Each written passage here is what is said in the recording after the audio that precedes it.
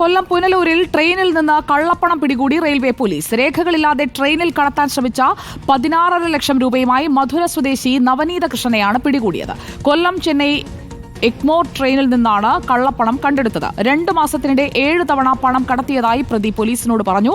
ദിലീപ് ദേവസ്യയാണ് വിവരങ്ങളുമായി നമുക്കൊപ്പം ചേരുന്നത്. ദിലീപ് ദേവസ്യ, ഈ കള്ളപ്പണം കൊണ്ടുവന്നത് ആരാണ്, എവിടേക്ക് കൊണ്ടുപോയതാണ്, എന്തൊക്കെയാണ് ഇപ്പോൾ ഈ സംഭവത്തിൽ ലഭിക്കുന്ന വിവരങ്ങൾ?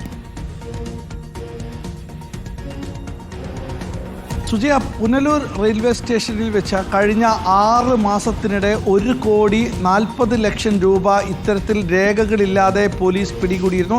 ഇപ്പോൾ പിടിയിലായ മധുര സ്വദേശിയായ നവനീത് കൃഷ്ണൻ തന്നെ നിരവധി തവണ ഇത്തരത്തിൽ പണം കൊണ്ടുവരികയും ചെയ്തിട്ടുണ്ട്. ഇന്ന് രാവിലെ 5:30ക്കാണ് നവനീത കൃഷ്ണനെ റെയിൽവേ പോലീസ് പിടികൂടുന്നത്. കൊല്ലത്ത് ചെന്നൈ കൊല്ലം എഗ്മോർ എക്സ്പ്രസിൽ നിന്നായിരുന്നു ഈ പണം കൊണ്ടുവരികയും ചെയ്തത്. തൻ്റെ ശരീരത്തോട് ചേർത്ത് തുണിയിൽ വെച്ച് കെട്ടിയ നിലയിലായിരുന്നു 500-ന്റെ നോട്ടുകൾ അടുക്കിയ 16.5 ലക്ഷം രൂപ പോലീസ് റെയിൽവേ പോലീസ് പിടികൂടുകയും ചെയ്ത്.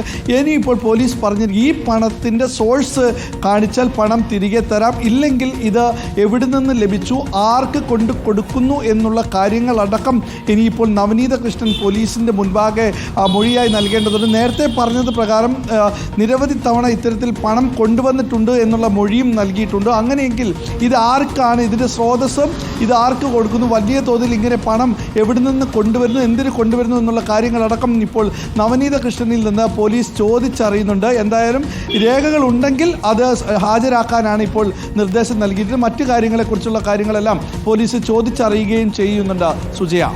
ഓക്കെ.